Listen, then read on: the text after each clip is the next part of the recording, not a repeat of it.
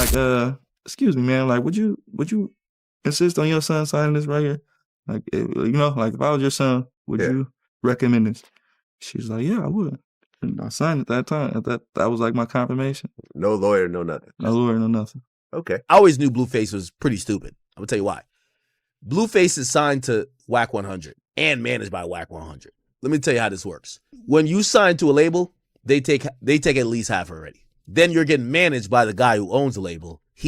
So of your 50% that you're getting, or less than 50%, he's still taking at least 20% of that too. It's double dipping. You get what I'm saying?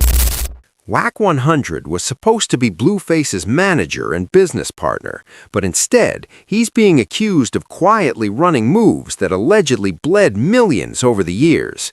This isn't being framed as simple mismanagement. It's being described as a long, calculated play that unfolded right in front of the public, with fans watching the whole time and never realizing what was really happening. You won't believe this, but one of hip-hop's most controversial managers is now accused of pulling off one of the boldest industry hustles we've seen in recent memory. Wack 100 is a Los Angeles-based music manager and longtime industry figure, known just as much for his loud opinions as his non-stop controversy. Born Cash Jones, he built his reputation long before the major music checks started coming in, then turned that reputation into real industry leverage. He's worked alongside names like The Game and Ray J, but his relationship with Blueface might be the most profitable and most questionable chapter of his entire career. On the other side of this story, Blueface was a young artist from Los Angeles who stumbled into fame almost by accident. Born Jonathan Porter, he exploded overnight after Thotiana went viral, without a real grasp on contracts, ownership, or how the business actually works. At that point, he wasn't thinking about long-term strategy. He was reacting to sudden fame and fast money, trying to survive in a world he barely understood. And that situation, according to critics, made Blueface the perfect target for someone like Wack 100. At least according to Blueface himself, he was a viral artist with no manager, no lawyer, and no real guidance, suddenly earning serious money with no protection in place. And that's when Wack 100 allegedly entered the picture, not as a safety net, but as someone who spotted an opening and moved fast, swooping in like a vulture, which is exactly how Blueface later described him. Blueface even recalled a moment involving Wack's wife at the time, saying she asked him straight up if he would recommend his own son sign that same deal.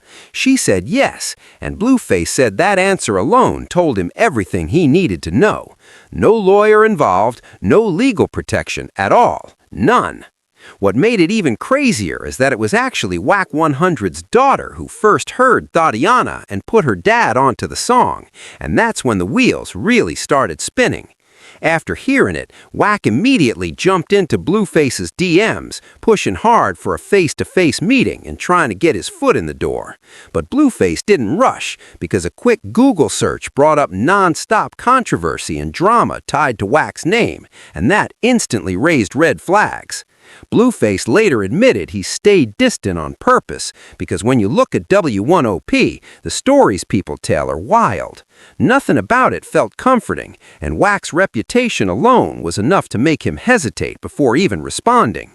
On top of that, Wack was known by an old nickname that already carried tension, and with Blueface being tied to his own neighborhood identity, it made the situation even more awkward.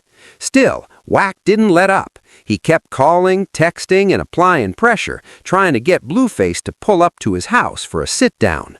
Blueface ignored him for a while, until one of his close friends suggested he at least hear Wack out just to see what was being offered.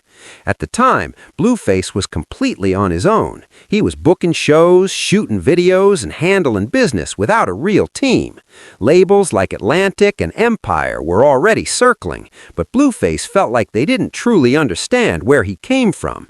And that's when critics started saying Blueface was being set up, because signing to a label already means giving up at least half, then being managed by the same person who controls the situation means another cut on top of that. That's double dipping. One moment at Atlantic made that painfully clear when someone broke down how the percentages really work. A question that made it obvious they didn't understand his world at all. One day, while Blueface was just posted up at a neighborhood park minding his business, Wack 100 started blowing his phone up again, demanding he pull up immediately. Blueface still wasn't feeling it, but Wack escalated things by sending a car to come get him, forcing the meeting to happen whether Blueface was ready or not. When Blueface finally arrived at Wack 100's mansion, he was instantly impressed. He later said, "When you see somebody who got it, you're like, okay, I like that." And that reaction was by design. That was the exact image Wack wanted to project. Luxury, comfort, status, all to make it feel like he had the roadmap to the next level. And this is where the story takes a sharp turn.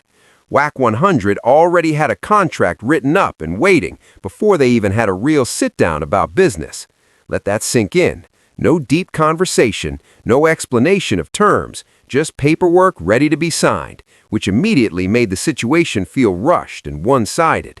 Then came the moment that sealed the deal. Blueface turned to Wack 100's wife and asked her directly, "If this were your son, would you tell him to sign this?" And without hesitation, she said yes. That answer held serious weight in that room. Based on that response alone, Blueface signed the contract right then and there. No lawyer present, no time to really read the fine print, no clear understanding of what he was committing to. One signature, one moment of trust, and a decision that would follow him for years. Blueface signed because he trusted the situation and believed a mother wouldn't lead him wrong. Simple as that. And that trust is exactly where Wack 100's finesse starts to become clear, because the paperwork wasn't what it appeared to be on the surface. This wasn't a standard management deal. It was a layered setup that quietly locked Blueface into multiple levels of control. The agreement combined both a record deal and a management deal under the same person. That's where things get crazy. On the record side, Wack 100 takes 50% of all music earnings right off the top. No delays, no adjustments, just a clean cut before Blueface ever sees a dollar.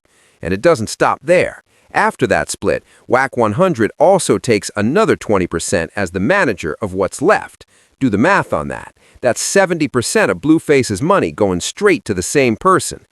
DJ Academics broke this down live on stream and called it exactly what it looks like, double dipping. In most situations, it's one or the other, either a record deal or a management deal, not both under the same person. That's a massive conflict of interest because a manager is supposed to fight for the best possible deal for the artist. But how does that even work when the same person is also the one signing your checks? For context, managers typically take around 15 to 20%. Record deals usually split revenue about 50-50 after expenses, but Wack 100 structured this to win from every angle, while Blueface took losses from every direction. And this wasn't a short-term situation either. These contracts usually stretch across multiple albums and several years, meaning those massive percentages have been getting pulled for a long time and could keep rolling in far into the future. Fast forward to now, and the fallout from that contract is impossible to ignore. Blueface recently came home with almost nothing to his name, and that shocked a lot of people. This is the same artist who had multiple platinum records and serious buzz not that long ago. Yet suddenly, the money isn't adding up the way it should. Even the crab restaurant he was promoting hasn't popped the way people expected. When you're only keeping about 30% of what you earn, it's nearly impossible to build anything long-term. Businesses stall, investments dry up, and money disappears as fast as it comes in. Meanwhile, most of that cash is reportedly flowing straight into Wack 100's pockets, while Blueface struggles to stay financially stable. There were even reports saying Blueface may have to sell his house, which says a lot about how deep this really goes. This is a textbook example of how lopsided contract can quietly destroy an artist's financial future. While Wack 100 appears to be living comfortably, surrounded by luxury, the artist who created the music is left scrambling. And the crazy part is, Blueface is still tied to this deal right now, whether he wants to be or not. Getting out isn't easy either. Deals like this are designed to trap artists with massive penalties and costly legal battles waiting on the other side. Walking away can cost more than staying stuck, and that's exactly how these agreements are built. It's also important to remember how young Blueface was when all of this started. He was barely in his early 20s, fresh out of the streets, with little understanding of contracts or long-term financial moves. That lack of experience made it easy for someone far more seasoned to step in, control the situation, and lock in terms that were clearly tilted one way. And this isn't just a Blueface problem. This type of setup happens way more often in the music industry than people like to admit. What this situation really exposes is a bigger pattern, where older, more experienced business figures target young, inexperienced artists and play the long game. They flash money, apply pressure, and manufacture urgency so deals get signed before anyone has time to slow down and think. Looking back now, the warning signs were everywhere, even if Blueface couldn't fully see them at the time. Having a contract prepared before real negotiations even begin is a massive red flag. Combining record and management deals into one agreement, rushing signatures, and skipping legal review are all classic setup moves. None of that is accidental. These tactics are designed to overwhelm and confuse artists who are brand new to the business side of music. The most manipulative moment came when Wack 100's wife was used to validate the deal. That wasn't real business advice. That was psychological pressure disguised as family guidance. It made the situation feel personal and safe, when in reality it pushed Blueface to trust something he didn't fully understand and sign too quickly. This is exactly why industry knowledge matters. Artists either need to understand the basics themselves or have someone qualified in their corner before signing anything serious. If Blueface had proper legal guidance or a clear breakdown of the terms, this entire situation could have gone in a completely different direction. From Wack 100's perspective, he likely feels justified because he did help open doors, secure bigger opportunities, and navigate industry spaces. But none of that justifies automatically taking 70% of someone's earnings. That's extreme by any standard, especially when the artist is the one creating the product that generates the money. The power balance here was completely lopsided. Wack 100 controlled the career moves, the income streams, and the business decisions, while Blueface had very little real authority. That's not a partnership, that's control. And when one person holds that much leverage, they can shape the financial outcome however they want. There's basically no clean exit, and that's one of the most frustrating parts for Blueface. These contracts are designed to be airtight. Getting out usually means paying back advances, covering legal fees, and sometimes owing money that an artist doesn't even have. So while Blueface is under serious financial pressure, trying to stay afloat, and reportedly selling property, Wack 100 continues collecting that 70% cut from nearly everything Blueface does. Over time, that adds up to millions that should have stayed with the artist who actually earned it. And this situation drives home one lesson that cannot be ignored. Never sign anything without a lawyer reviewing it first, no matter how much you trust the person or how smooth the pitch sounds. Legal advice isn't optional, it's protection. A lot of industry veterans show up as mentors or even father figure types to young artists, but way too often there's a payday attached to that role. Real guidance doesn't come with stripping away most of someone's income. The luxury lifestyle and mansion visuals created an illusion that made Blueface believe signing on would fast-track him to that same level. What Blueface didn't fully understand at the time is that Wack 100's wealth wasn't built off one breakout success. It came from taking large percentages from multiple artists over many years. That model doesn't just drain money, it limits growth, independence, and long-term stability for the people actually creating the work. And the damage goes far beyond finances. When artists can't build real wealth from their own success, they struggle to reinvest in their communities, properly support their families, or build anything lasting. That keeps them trapped in the same cycle, dependent on a system that benefits from them staying dependent. If Blueface had proper legal representation back then, the issues in that contract would have jumped out immediately. Any solid entertainment lawyer would have flagged that structure on site and pushed for separate agreements, or at least slashed those percentages down hard. Even basic industry knowledge could have changed everything, because anyone familiar with standard deals knows 70% is extreme, and that double dipping crosses serious lines. If Blueface had spoken to other artists with real experience in management and contracts, there's a strong chance they would have warned him instantly. Even taking a few days to slow down, research industry norms, and actually think could have saved him millions. Sometimes the biggest losses come from decisions made too fast, and that pressure to move quickly wasn't real, it was manufactured. The urgency was pushed to stop Blueface from making a fully informed decision. Even though major labels like Atlantic and Empire were already interested, those deals might not have been perfect either, but they likely would have left him in a far better position than handing over most of his income to one person. Now Blueface is living with the consequences of a choice made years ago. He came home with little financial stability, struggling to keep businesses alive, and reportedly selling assets, while Wack 100 continues profiting off the work Blueface created. That contrast speaks volumes. The irony is impossible to miss. Blueface's success helped build Wack 100's wealth, but the deal itself blocked Blueface from building sustainable wealth for himself. One side kept rising while the other stayed stuck, and that imbalance explains exactly how this situation ended up here. It's basically like working for a company where the boss keeps getting richer while you stay broke, except in this case you can't just quit. Blueface's options are extremely limited right now. He could try to renegotiate, but Wack 100 has no incentive to give up a 70% cut that's still paying heavy.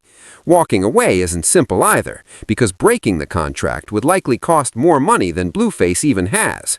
So that leaves one brutal option on the table: keep working under the same terms and hope volume somehow makes up for the fact that he's only keeping a fraction of what he earns. Keeping just 30% of what he earns, that's not a strategy, that's survival mode.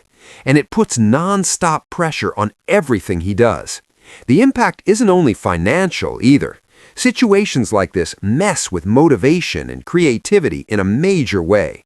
When you know most of your work benefits someone else more than you, it's hard to stay inspired or push yourself at full speed. That mental weight adds up fast. Other artists are watching closely, and this has become a real cautionary tale about why proper representation matters and why understanding contracts is non-negotiable before signing anything serious.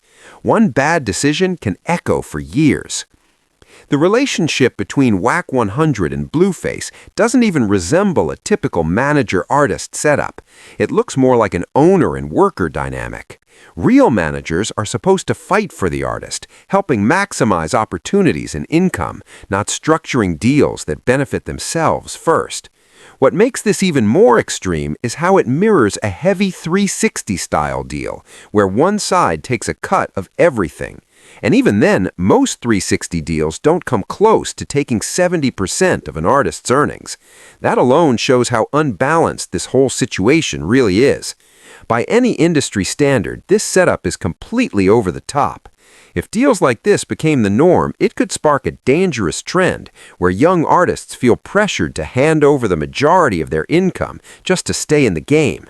Other managers could push similar terms, knowing artists chasing opportunity might feel forced to accept whatever's in front of them. And deals like this don't just hurt business, they often damage personal relationships too. Blueface likely trusted Wack 100, seeing him as a mentor meant to guide and protect him. But with time and hindsight, it's clear that trust may have been misplaced, and that realization hits hard. When an artist can't build real wealth from their own success, the fallout spreads beyond them. Blueface has children and relatives who should be benefiting from the money he earned. Instead, most of it has been flowing elsewhere, leaving very little to create stability or long-term security. That imbalance breeds frustration and resentment fast. The constant pressure from financial strain, legal headaches, and feeling trapped in a bad deal can weigh heavily on someone mentally. Success is supposed to bring relief and confidence, not non-stop stress and uncertainty. When you're only keeping 30% of what you earn, it's hard to feel like the work is even worth it. Why give your all when someone else takes the majority of the reward? That question alone can kill motivation and slow creativity. That's exactly why the industry needs stronger safeguards for new artists. Limits on percentages, mandatory legal review, and waiting periods for high-stakes contracts could prevent situations like this before they even start. Without protections, the same cycle will just keep repeating. Steps like mandatory review periods give artists time to avoid rushed decisions that could wreck their financial future. Education has to be part of the solution too. The industry should invest in real programs that teach artists contract language, industry standards, and basic business knowledge before they ever sign anything serious. On top of that, peer support is crucial. Experienced artists need to speak up and warn newcomers about common traps and shady practices. Transparency would change everything. Contracts should clearly spell out the total percentage being taken and show how that compares to standard industry norms so artists fully understand what they're agreeing to. No hidden layers, no confusing legalese, just clear facts on paper. At the end of the day, Blueface is the one who took the hit. He was a young artist who caught a lucky break with a viral song. But instead of that moment setting him up for long-term success, it became the foundation for someone else to profit off his work. That's a harsh reality to face. And this goes deeper than one bad deal. It points to a systemic problem in the music industry, where experienced business figures exploit artists who don't yet understand how the system works. Until that changes, stories like this will keep repeating. The biggest lesson is simple but powerful. Knowledge is power. If Blueface had understood basic contract language and standard deal structures, this entire situation could have been avoided.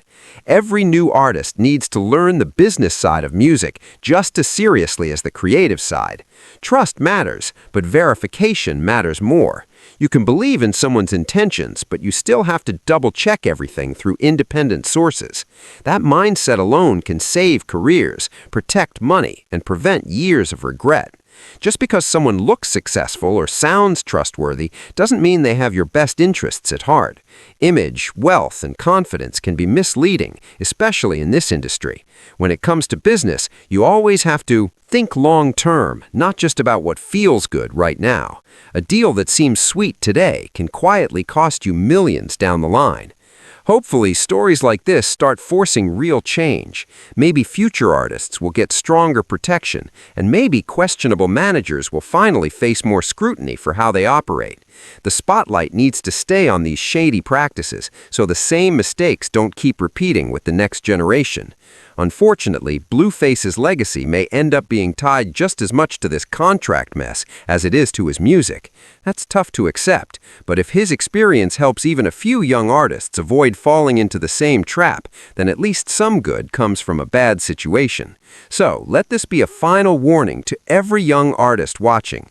Learn from Blueface's mistake. Get a lawyer. Understand your contracts. Never let anyone rush or pressure you into signing something you don't fully get. Your financial future depends on the decisions you make right now. The music industry can be powerful and rewarding when it works the right way, but ruthless when knowledge is missing. Stay educated, stay protected, and always remember, if a deal sounds too good to be true, it probably is. If this breakdown helped you see the industry more clearly, make sure to like, share, and drop your thoughts in the comments below. Subscribe for more real stories and deep dives like this.